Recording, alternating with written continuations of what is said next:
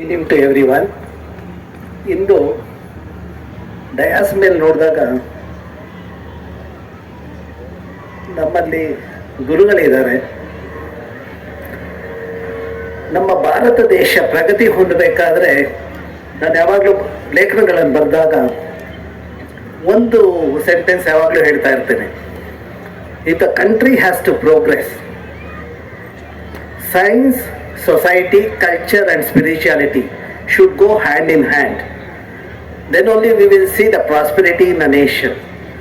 Prosperity doesn't mean how much we have increased the GDP, gross domestic product, rather how well we have maintained the health of the natural resources. ಇವತ್ತು ಜನವರಿ 30 ಗಾಂಧೀಜಿಯವರ ಪುಣ್ಯತಿಥಿ. ಈ ದಿನ ನಾವು ಗಾಂಧೀಜಿಯವ್ರನ್ನ ನೆನೆಸ್ಕೊಳ್ಳೇಬೇಕಾಗಿದೆ. ಗಾಂಧೀಜಿಯವರು ಬೋಧನೆ ಮಾಡಿದ ತತ್ವಗಳೇನಿರಬಹುದು ಇವತ್ತಿಗೂ ಅದು ಇಟ್ ಈಸ್ ರೆಲವೆಂಟ್. ಗಾಂಧೀಜಿಯವರು ಸುರಾಜ್ಯ ಅಂತ ಹೇಳಿದ್ರು. ಪ್ರತಿಯೊಂದು ಜಿಲ್ಲೆ, ಪ್ರತಿಯೊಂದು ಹಳ್ಳಿಯು ಸುರಾಜ್ಯವಾಗಬೇಕಾದ್ರೆ ಅಲ್ಲಿ ನೀರಿನ ಲಭ್ಯತೆ ಇರಬೇಕು, ಡಿಸೆಂಟ್ರಲೈಸ್ಡ್ ವಾಟರ್ ರಿಸೋರ್ಸಸ್ ಇರಬೇಕು ಅಂತೇಳಿ ಗಾಂಧೀಜಿಯವರು ಹೇಳಿದರು. ಯಾವುದೇ ಪ್ರದೇಶ ಪ್ರಗತಿ ಹೊಂದಬೇಕಾದ್ರೆ ನಮ್ಮ ದೇಶದಲ್ಲಿ 65% ಅಷ್ಟು ರೈತಾಪಿ ಜನ ಇರೋ ನಮ್ಮ ದೇಶದಲ್ಲಿ ದೇಶ ಪ್ರಗತಿ ಹೊಂದಬೇಕಾದ್ರೆ ರೈತಾಪಿ ಜನಕ್ಕೆ ಬೇಕಾಗಿರೋ ನೀರು ಲಭ್ಯತೆಯ ಅವಶ್ಯಕತೆ ಇದೆ. ಈಗ ರಾಕೇಶ್ ಅವರು ಮಾತಾಡುವಾಗ ವಸುದೇವ ಕುಟುಂಬಂ ಬಗ್ಗೆ ಮಾತಾಡಿದ್ರು. ತಮಗೆಲ್ಲ ತಿಳಿದಿರ್ಬೋದು, ನಮಗಿರೋದು ಒಂದೇ ಒಂದು ಭೂಮಿ. ಆ ಭೂತಾಯಿ ನೋಡ್ಕೊಳ್ಬೇಕಾಗಿರೋದು ನಮ್ಮ ಕರ್ತವ್ಯ. ಭೂತಾಯಿಯಲ್ಲಿ ನೀರಿನ ಕೊರತೆ ಆದಾಗ ಮನುಷ್ಯ ಯಾರು ಭೂಮಿಯಲ್ಲಿ ಇರೋಕ್ಕೆ ಸಾಧ್ಯನೇ ಇಲ್ಲ. ಹಾಗಾಗಿ ಭೂಮಿ ಮೇಲೆ ನೀರು ಇರಬೇಕಾದ್ರೆ, ಮನುಷ್ಯ ಇರಬೇಕಾದ್ರೆ ನಾವು ಭೂಮಿನ ಕಾಪಾಡ್ಕೊಳ್ಬೇಕು. ಇಲ್ಲದೆ ಹೋದ್ರೆ ಗ್ಲೋಬಲ್ ವಾರ್ಮಿಂಗ್ ಆಗ್ತಾ ಇದೆ, ತಾಪಮಾನ ಏರಿಕೆ ಆಗ್ತಾ ಇದೆ, ಹವಾಮಾನ ವೈಪರೀತ್ಯ ಆಗ್ತಾ ಇದೆ. ನಮಗೆ ಬೇಕಾದಾಗ ಮಳೆ ಬರ್ತಾ ಇಲ್ಲ, ಬೇಡದೇ ಇದ್ದಾಗ ಮಳೆ ಬರ್ತಾ ಇದೆ. ರೈತರು ಕಟಾವು ಮಾಡಬೇಕು ಅನ್ನುವಾಗ ಮಳೆ ಬಿದ್ದಾಗ ಬೆಳೆಗಳು ಹಾಳಾಗಿದ್ದು ನಾವು ನೋಡಿದ್ವಿ. ಬೆಳೆ ಬೆಳಿಬೇಕಾದಾಗ ನೀರು ಸಿಗದೆ ರೈತರು ಕಂಗಾಲಾಗಿದ್ದು ನಾವು ನೋಡಿದ್ವಿ. ಅದೆಲ್ಲ ಹೋಗ್ಲಾಡಿಸ್ಬೇಕಾದ್ರೆ ನಾವು ಸಮಾಜದಲ್ಲಿರೋ ದುರೀಣರು ಎಲ್ಲರೂ ಕೈ ಜೋಡಿಸ್ಬೇಕಾಗಿದೆ. ನಮ್ಮ ಹಳ್ಳಿಗಳಲ್ಲಿರೋ ಕಾಡುಗಳನ್ನು ಮತ್ತೆ ಕೆರೆಗಳನ್ನ ನಾವು ಸಂರಕ್ಷಣೆ ಮಾಡಬೇಕಾಗಿದೆ. ನದಿಗಳು, ಕೆರೆಗಳ ಸಂರಕ್ಷಣೆ ಮಾಡಬೇಕಾಗಿದೆ. ನಮ್ಮ ಅಭ್ಯಾಸದ ಪ್ರಕಾರ ಯಾವ ಪ್ರದೇಶದಲ್ಲಿ ಸ್ಥಳೀಯ ಪ್ರಭೇದ ಕಾಡುಗಳಿದೆಯೋ ಆ ಪ್ರದೇಶದಲ್ಲಿ ಝರಿಗಳಲ್ಲಿ, ನದಿಗಳಲ್ಲಿ ಮತ್ತೆ ಬಾವಿಗಳಲ್ಲಿ 12 ತಿಂಗಳು ನೀರಿರೋದು ತಿಳಿದು ಬಂದಿದೆ. ಯಾವ ಪ್ರದೇಶದಲ್ಲಿ ನಡುತೊಪ್ಪುಗಳಾಗಿದೆಯೋ ಅಲ್ಲಿ 6ರಿಂದ 8 ತಿಂಗಳು ಮಾತ್ರ ನೀರು ಲಭ್ಯತೆ ಇದೆ. ಎಲ್ಲಿ ಕಾಡು ಬೋಳಾಗಿದೆಯೋ ಅಲ್ಲಿ 4 ತಿಂಗಳು ಮಾತ್ರ ನೀರಿರೋದು ನಮ್ಮ ಅಭ್ಯಾಸದಿಂದ ತಿಳಿದು ಬಂದು. ನಾವು ಪಶ್ಚಿಮ ಘಟ್ಟ ಪ್ರದೇಶದಲ್ಲಿ ಬಹಳಷ್ಟು ಅಭ್ಯಾಸ ಮಾಡಿದ್ದೀವಿ. ನಾವು ಅದ್ರ ಬಗ್ಗೆ ಲೇಖನಗಳನ್ನು ಪ್ರಕಟಿಸಿದ್ದೀವಿ. ಅಲ್ಲಿ ನಮಗೆ ತಿಳಿದು ಬಂದಿದ್ದು ಇನ್ನೊಂದು ವಿಷಯ ಅಂದರೆ, ನಮ್ಮ ಪರಿಸರ ಸಂರಕ್ಷಣೆ ಆದರೆ ರೈತರಿಗೆ ಏನೇನು ಅನುಕೂಲ ಆಗಬಹುದು ಅಂತ. ಯಾವ ಪ್ರದೇಶದಲ್ಲಿ ವರ್ಷವಿಡೀ ನೀರಿದೆಯೋ ಆ ಪ್ರದೇಶದಲ್ಲಿ ರೈತರ ಆದಾಯ 1 ಎಕರೆಗೆ 1 ವರ್ಷಕ್ಕೆ 1,54,000 ರೂಪಾಯಿ. ಎಲ್ಲಿ ಪರಿಸರ ಹಾಳಾಗಿದೆಯೋ ಆ ಪ್ರದೇಶದಲ್ಲಿ ಜನರ ಆದಾಯ 32,000 ಮಾತ್ರ ಇದೆ 1 ಎಕರೆಗೆ. ಅದು ಆಗದ ಮೂಲ ಕಾರಣ ನೀರಿನ ಲಭ್ಯತೆ. ಎಲ್ಲಿ ನೀರು ಸಮೃದ್ಧವಾಗಿದೆಯೋ ಅಲ್ಲಿ ರೈತರು ಕ್ಯಾಶ್ ಕ್ರಾಪ್, ಮಲ್ಟಿಪಲ್ ಕ್ರಾಪ್ ಬೆಳೀತಾ ಇದ್ದಾರೆ. ಅಂದರೆ ಒಂದೇ ವರ್ಷಕ್ಕೆ 2-3 ಬೆಳೆಯನ್ನು ಬೆಳೀತಾರೆ. ಹಾಗಾಗಿ ಅವ್ರಿಗೆ 1,54,000 ರೂಪಾಯಿ ಆದಾಯ. ಎಲ್ಲಿ ಪರಿಸರ ಹಾಳಾಗಿದೆಯೋ ಅಲ್ಲಿ 32,000 ಮಾತ್ರ ಇದೆ. ಎರಡನೇದು, ನಮ್ಮ ರಾಕೇಶ್ ಅವರು ಮಾತಾಡುವಾಗ ಪರಾಗಸ್ಪರ್ಶದ ಬಗ್ಗೆನೂ ವಿಮರ್ಶೆ ಮಾಡಿದ್ರು. ಅದು ನಮ್ಮ ಅಭ್ಯಾಸದಲ್ಲಿ ಕಂಡುಬಂದಿದೆ. ಯಾವ ಪ್ರದೇಶದಲ್ಲಿ ಸ್ಥಳೀಯ ಪ್ರಭೇದ ಕಾಡುಗಳಿದೆಯೋ ಪರಾಗಸ್ಪರ್ಶ ಕ್ರಿಮಿಗಳು ಬಹಳಷ್ಟಿದೆ. ತುಂಬಿಗಳಿರಬಹುದು, ಚಿಟ್ಟೆಗಳಿರಬಹುದು. ಅಲ್ಲಿ ಪರಾಗಸ್ಪರ್ಶ ಕ್ರಿಮಿಗಳಿದ್ದಾಗ ಪರಾಗಸ್ಪರ್ಶ ಬಹಳ ಎಫೆಕ್ಟಿವ್ ಆಗತ್ತೆ. ಪರಾಗಸ್ಪರ್ಶ ಆದಾಗ ನಮ್ಮ ಬೆಳೆಗಳಲ್ಲಿ ಇಳುವರಿಯೂ ಜಾಸ್ತಿ ಆಗುತ್ತೆ. ನಮ್ಮ ಅಭ್ಯಾಸದ ಪ್ರಕಾರ ಎಲ್ಲಿ ಪರಿಸರ ಚೆನ್ನಾಗಿದೆಯೋ ಅಲ್ಲಿ ಸುತ್ತಮುತ್ತ ರೈತಾಪಿ ಜನ ಇದು ಬೆಳೆ ಬೆಳೀತಾರಲ್ಲ, ಅಕ್ಕಿ ಇರಬಹುದು, ಭತ್ತ, 1 ಎಕರೆಗೆ 12ರಿಂದ 18 ಕ್ವಿಂಟಾಲ್ ಅಷ್ಟು ಸಿಗ್ತಾ ಇದೆ. ಎಲ್ಲಿ ಪರಿಸರ ಹಾಳಾಗಿದೆಯೋ ಅಲ್ಲಿ ಪರಾಗಸ್ಪರ್ಶ ಆಗದ ಕಾರಣ ಇಳುವರಿಯಲ್ಲೂ ಬಹಳ ಕಡಿಮೆ ಕಂಡು ಬಂದಿದೆ. 6ರಿಂದ 8 ಕ್ವಿಂಟಲ್ ಪರ್ ಎಕರ್ ಮಾತ್ರ ಇದೆ. ಹಾಗಾದ್ರೆ ನಮ್ಮ ಭಾರತ ಸರ್ಕಾರ ನಮ್ಮ ರೈತರ ಆದಾಯನ ದ್ವಿಗುಣ ಮಾಡಬೇಕು ಅಂತ ಹೇಳ್ತಾರಲ್ಲ, ನನ್ನ ಸಜೆಷನ್ ಏನು ಅಂದರೆ, ಪರಿಸರವನ್ನು ಸಂರಕ್ಷಿಸಿದಾಗ ನಮಗೆ ನೀರು ಸಿಕ್ಕುತ್ತೆ, ಮತ್ತೆ ನಮ್ಮ ಪರಾಗಸ್ಪರ್ಶ ಕ್ರಿಮಿಗಳು ಅಲ್ಲಿದ್ದಾಗ ನಮ್ಮ ಇಳುವರಿ ಬರುತ್ತೆ. ಹಾಗಾಗಿ ಅದನ್ನು ನಾವು ಮಾಡಬೇಕಾಗಿದೆ. ಸರ್ಕಾರದವರು ಜಲನಯನ ಪ್ರದೇಶ ಅಭಿವೃದ್ಧಿ ಬಗ್ಗೆ ಕಾಳಜಿ ವಹಿಸಬೇಕಾಗಿದೆ. ಜಲನಯನ ಪ್ರದೇಶದ ಅಭಿವೃದ್ಧಿ ಅಂದರೆ ಮಣ್ಣು ಮತ್ತು ನೀರಿನ ಬಗ್ಗೆ ಪ್ರಾಮುಖ್ಯತೆ, ಅದರ ಸಂರಕ್ಷಣೆ ಮಾಡೋದು. 1980ರಲ್ಲಿ ನಾವು ಮಂಚೂಣಿಯಲ್ಲಿದ್ವಿ, ಕರ್ನಾಟಕ ರಾಜ್ಯ ಜಲನಯನ ಪ್ರದೇಶದ ಅಭಿವೃದ್ಧಿಯಲ್ಲಿ. ಇಂದು ನಾವು ಅದನ್ನು ಕಳ್ಕೊಂಡಿದ್ದೀವಿ. ಯಾಕಂದರೆ ನಾವು ಪರಿಸರವನ್ನು ಹಾಳು ಮಾಡ್ಕೊಳ್ತಾ ಇದ್ದೀವಿ. ಪರಿಸರಕ್ಕೂ ನಮ್ಮ ಮಕ್ಕಳಿಗೂ ಇರುವ ಒಂದು ಸಂಬಂಧ ನಾವು ನೋಡಿದಾಗ, ನೀವು ಬೈಬಲ್ ನೋಡಿ, ಬೈಬಲಲ್ಲಿ 320 ಬಾರಿ ಪರಿಸರ ಸಂರಕ್ಷಣೆ ಬಗ್ಗೆ ಉಲ್ಲೇಖ ಆಗಿದೆ. ಅದೇ ರೀತಿ ಕುರಾನಲ್ಲೂ ನಮಗೆ ಒಂದು ವಾರ್ನಿಂಗ್ ಕುರಾನಲ್ಲಿ ಬರುತ್ತೆ. ಅದೇನು ಅಂದರೆ, ನೀರನ್ನು ನಾವು ಕಲುಷಿತ ಮಾಡಿದರೆ ವರ್ಲ್ಡ್ ವಾರ್ ಇಸ್ ಇಮಿನೆಂಟ್ ಅಂತ ಹೇಳ್ತಾರೆ. ಹಾಗಾಗಿ ನೀವು ಯಾವುದೇ ದರ್ಗಕ್ಕೆ ಹೋದರೆ ನಾವು ಒಳ್ಳೆ ನೀರಿನ ಕೈಕಾಲು ತೊಳ್ಕೊಂಡು ದರ್ಗನ ವಿಸಿಟ್ ಮಾಡಬೇಕಾಗಿದೆ.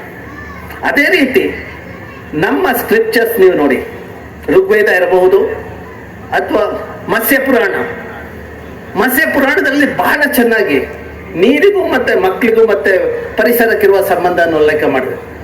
ಎಲ್ಲಿ ಬಾವಿ ಇದೆಯೋ ಆ ಮನೆಯಲ್ಲಿ ಸಮೃದ್ಧವಾಗಿ ನೀರು ಸಿಕ್ಕುತ್ತೆ. 10 ಬಾವಿಗಳು 1 ಕೆರೆಗೆ ಸಮ, 10 ಕೆರೆಯು 1 ಸರೋವರಕ್ಕೆ ಸಮ, 10 ಸರೋವರವು 1 ಮಗುವಿಗೆ ಸಮ, 10 ಮಕ್ಕಳು 1 ಗಿಡಕ್ಕೆ ಸಮ. ಅಂದರೆ 10 ಮಕ್ಕಳಿಂದ ನಮಗೆ ಸಿಕ್ಕೋ ಬೆನಿಫಿಟ್ಟು, 1 ಸಸ್ಯವನ್ನು ನಟ್ಟು ಅದನ್ನು ನೋಡಿಕೊಂಡಾಗ ಅದರಿಂದ ನಮಗೆ ಸಮಾಜಕ್ಕೆ ಬಹಳಷ್ಟು ಅನುಕೂಲ ಆಗುತ್ತೆ. ಹಾಗಾಗಿ ನಾವು ಪರಿಸರ ಬಗ್ಗೆ ಕಾಳಜಿ ವಹಿಸಲೇಬೇಕಾಗಿದೆ. ಇಂದು ನಾವು ಗುರುದ್ವಯರ ದಿವ್ಯ ಸಮ್ಮುಖದಲ್ಲಿದ್ದೀವಿ, ಸಮಾಜದ ಧುರೀಣರಿದ್ದೀವಿ, ಮತ್ತು ವಿಜ್ಞಾನಿಗಳಾದ ನಾವೆಲ್ಲ ಇದ್ದೀವಿ. ನಾವೆಲ್ಲ ಕೈ ಜೋಡಿಸ್ಬೇಕಾಗಿದೆ.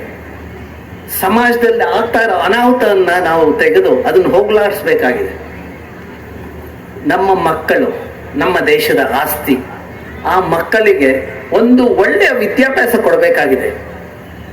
ನಮ್ಮ ಭಾರತೀಯ ವಿದ್ಯಾಭ್ಯಾಸ ಕೊಡಬೇಕಾಗಿದೆ. ನಮ್ಮ ಕಲ್ಚರನ್ನು ತೋರಿಸ್ಬೇಕಾಗಿದೆ, ನಮ್ಮ ಸಂಸ್ಕೃತಿನ ತೋರಿಸ್ಬೇಕಾಗಿದೆ.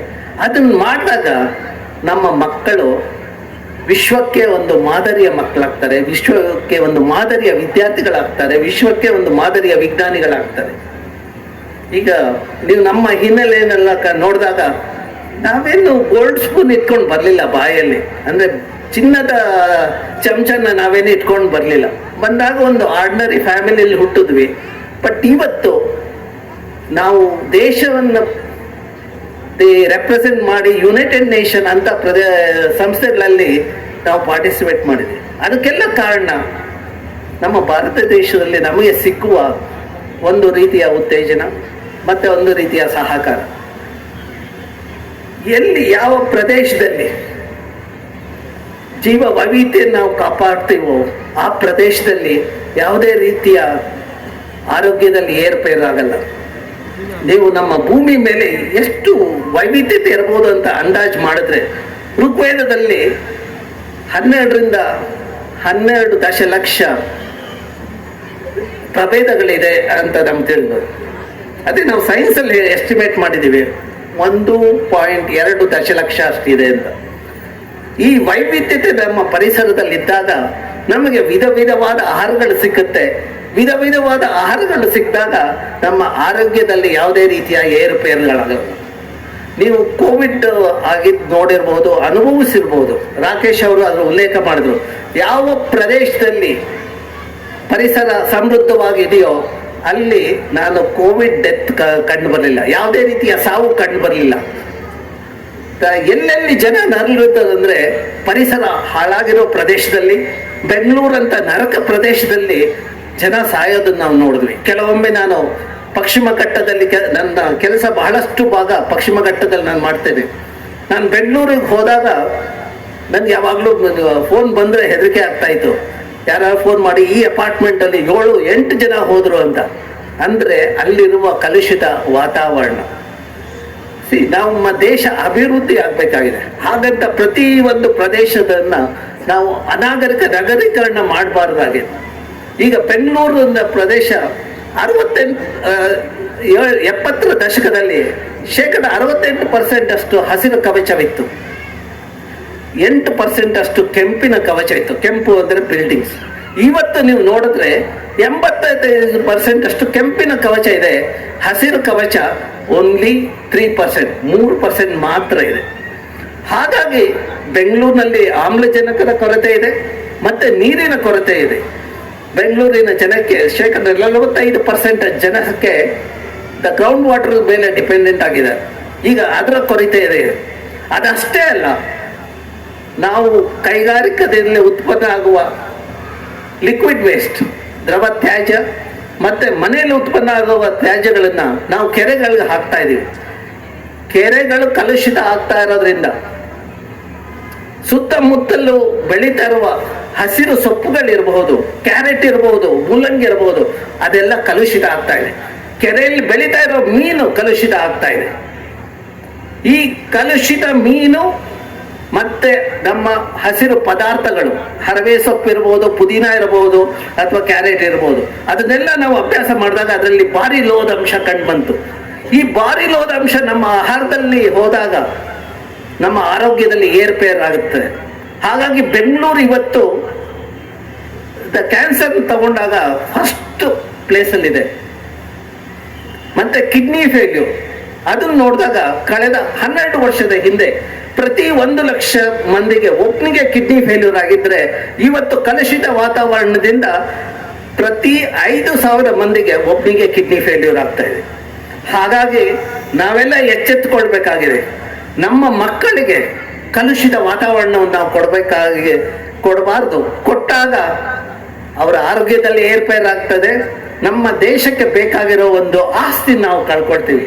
ಬ್ಯಾಂಗ್ಳೂರಿನಲ್ಲಿ ಆಗ್ತಾ ಇರುವ ಅನಾಹುತದಿಂದ ಆ ಅನಾಹುತ ನಾವು ಬೇರೆ ಪ್ರದೇಶದಲ್ಲಿ ಮಾಡಬಾರ್ದು. ನಾನು ಕಳೆದ 3 ವರ್ಷದಿಂದ ಈ ಸಂಸ್ಥೆಗೆ ಬರ್ತಾ ಇದ್ದೀನಿ.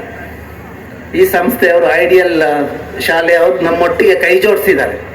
ನಮ್ಮ ಉದ್ದೇಶ ಮಕ್ಕಳಲ್ಲಿ ಈ ರೀತಿಯ ಜ್ಞಾನ ವೃದ್ಧಿ ಮಾಡೋದು, ಪರಿಸರದ ಬಗ್ಗೆ, ಸಮಾಜದ ಬಗ್ಗೆ, ಹಿರಿಯರ ಬಗ್ಗೆ.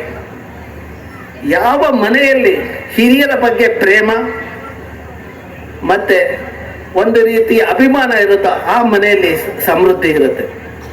ಯಾವ ಮನೆಯಲ್ಲಿ ಹಿರಿಯರ ಬಗ್ಗೆ ಅಂತ ಕಾಳಜಿ ಇಲ್ಲದೆ ಹಿರಿಯರನ್ನ ವೃದ್ಧಾಶ್ರಮಕ್ಕೆ ತಳ್ಳಿದಾರೋ ಅಂತ ಮನೆಯಲ್ಲಿ ಅಂತಹ ಒಂದು ಸಂತೋಷದ ವಾತಾವರಣ ನನಗೆ ಕಂಡು ಬಂದಿಲ್ಲ.